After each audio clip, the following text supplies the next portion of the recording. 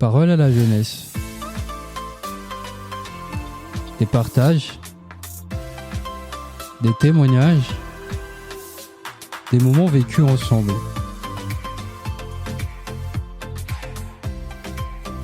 Donc, bonjour à tous et bienvenue sur EJR Radio, la web radio des jeunes protestants de l'Église protestante unie de France. Alors j'ai jamais vu autant de monde autour de cette table. C'est extraordinaire. Donc on a un grand groupe composé des jeunes du JPEG, donc le groupe de jeunes de la paroisse de Rouen, et des jeunes de l'aumônerie catholique de Mont-Saint-Aignan. Alors, ce que je vous propose, c'est qu'on va faire un petit tour de table, c'est-à-dire que vous allez juste vous approcher des micros et dire vos prénoms, comme ça nos auditeurs vont savoir un peu qui parle quand on entendra les voix. Thérèse. Sixtine. Peter. Chloé. Quentin. Rebecca. Grégoire. Elino. Léane. Marie. Martina. Ok, ça va? Alors, ça fait maintenant 1h30 à peu près, si je ne me trompe pas, qu'on est ensemble, tout le groupe là. Est-ce qu'il y a quelqu'un qui veut dire à nos auditeurs déjà pourquoi ces deux groupes sont ensemble et partager avec nos auditeurs de quoi nous avons parlé jusqu'à présent? Qui veut se lancer? Aujourd'hui, nous sommes réunis ensemble pour parler des différences et aussi des similitudes entre les deux religions. Donc on a visionné 2 vidéos, l'une qui parlait du protestantisme de Luther et une vidéo qui parlait aujourd'hui du rassemblement entre plusieurs religions, donc les religions qui descendent du christianisme.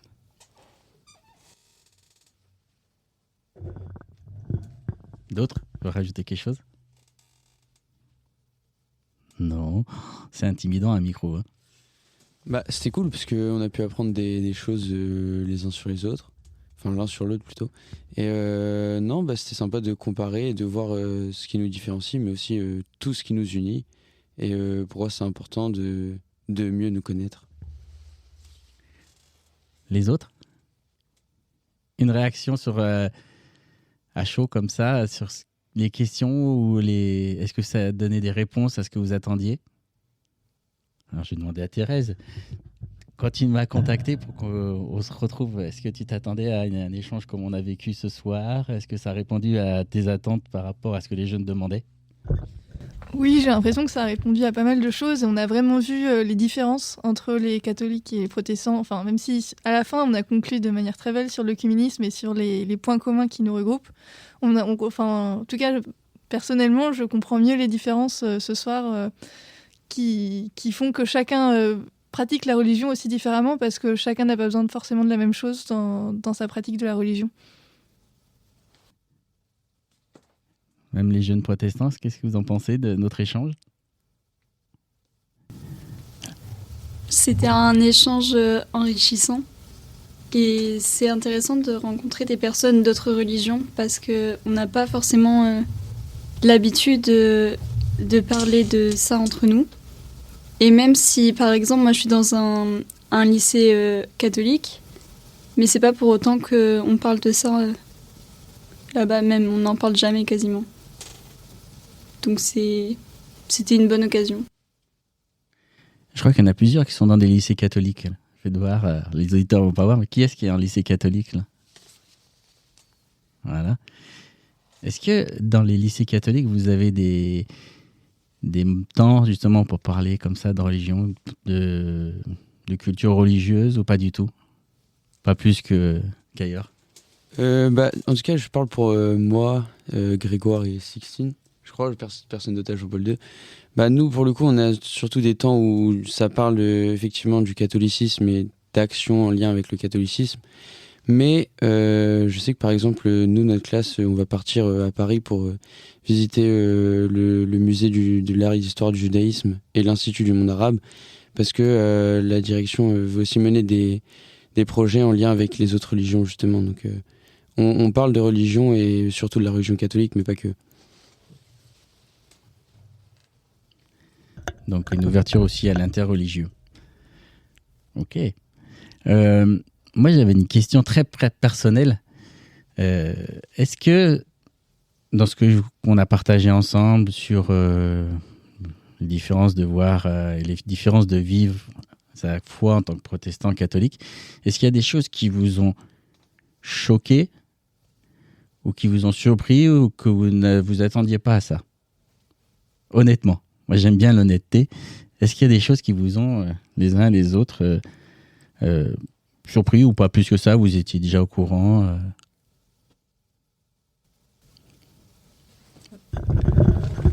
Moi, c'est surtout le fait que vous ne présentiez pas d'icônes dans votre religion.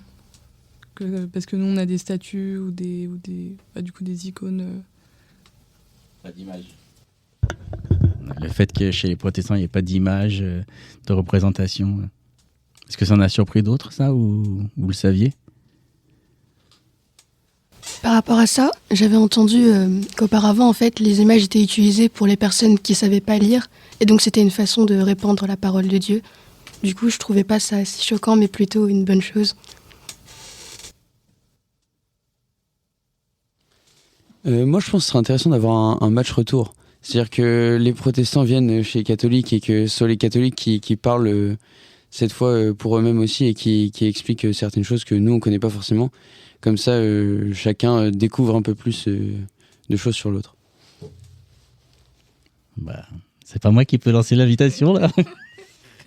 Bah oui, on va y réfléchir. Vous pouvez y réfléchir.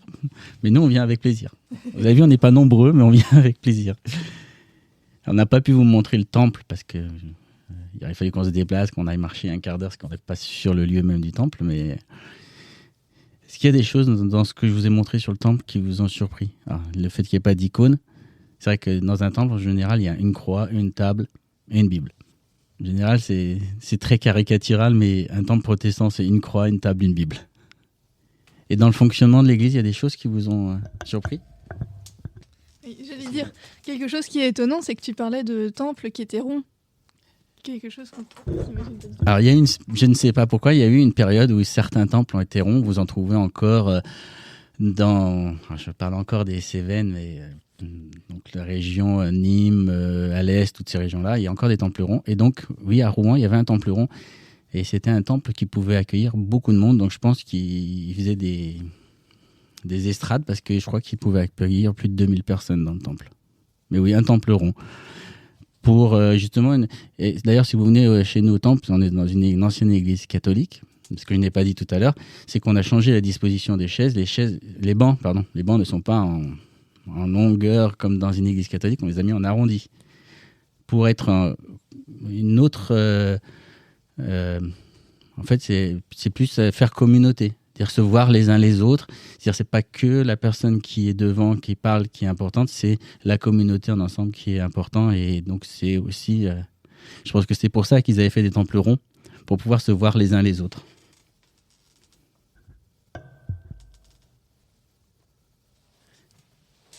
Vous avez d'autres remarques à faire sur... Il y en a, j'ai pas entendu. Je pense que j'entendrai pas leur voix. Mais c'est pas grave, hein.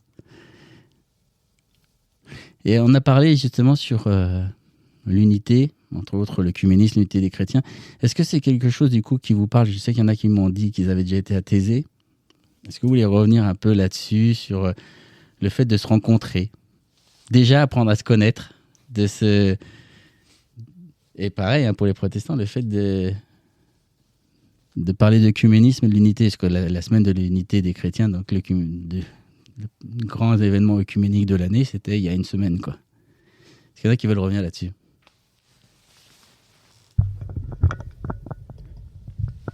Bah, personnellement, j'y suis allé grâce au scoutisme à Thésée.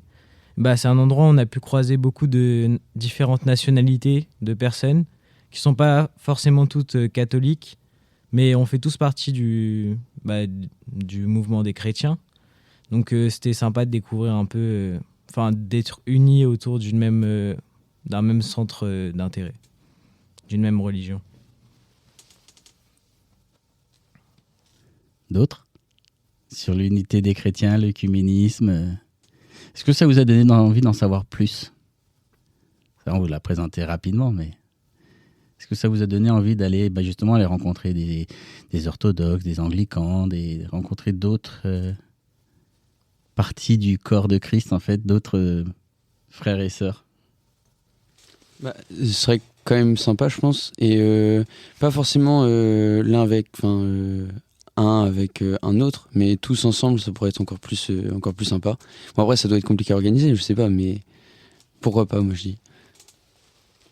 En fait, le plus dur pour organiser ce genre de choses, c'est de trouver les contacts. Parce qu'en fait, c'est souvent difficile.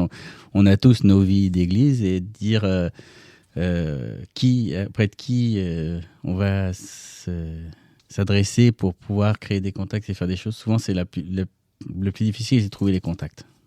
Le faire après, si on arrive à trouver des contacts dans d'autres églises, ça peut se faire. Et il y a quelque chose aussi, je pense que c'est un peu irréalisable, mais nous, les jeunes de l'église protestante, on a fait un week-end à Oulgat et, pour parler de la foi. Et je pense que justement, ce serait très intéressant de le faire avec plusieurs religions pour partager, en fait, vraiment voir concrètement tout ce qu'on a en commun. Mais c'est un peu compliqué d'organiser. Parce que déjà, rien qu'entre nous, c'est compliqué. Donc, je sais pas, moi. Moi, j'écoute ce que vous dites. Un week-end en commun. Pourquoi pas? Vous seriez intéressé à faire un week-end en commun?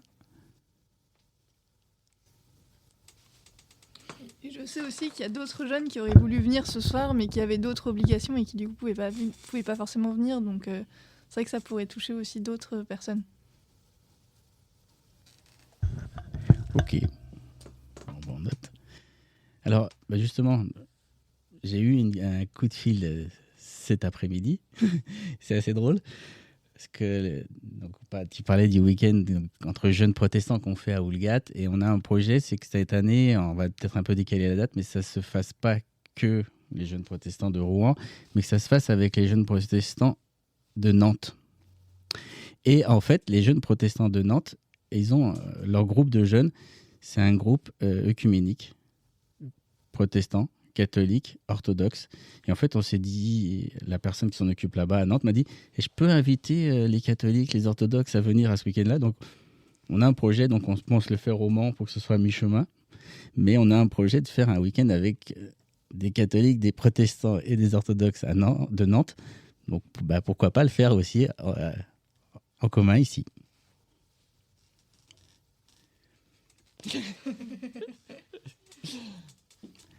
Ok, donc comme moi je vous ai très bavard, je vais vous obliger de parler.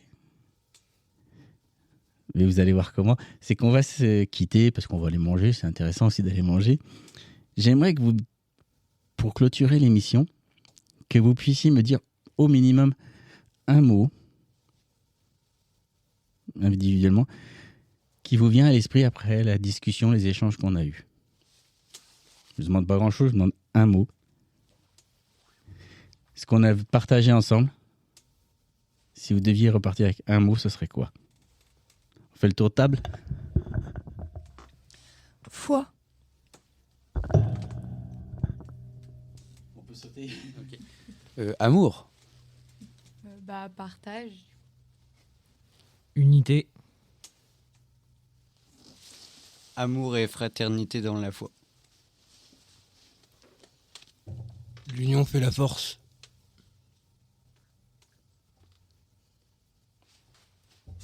Le corps du Christ.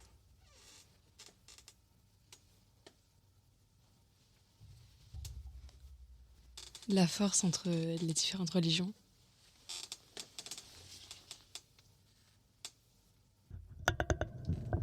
Ok, merci beaucoup. Et au plaisir du coup d'une nouvelle rencontre très bientôt. Je vous enverrai le lien du podcast et vous pourrez réécouter ces échanges pour repenser et réfléchir à ce que l'on a vécu ensemble ce soir.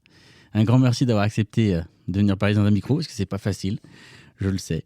Et puis, à très bientôt. Bonne soirée. Merci beaucoup. Merci.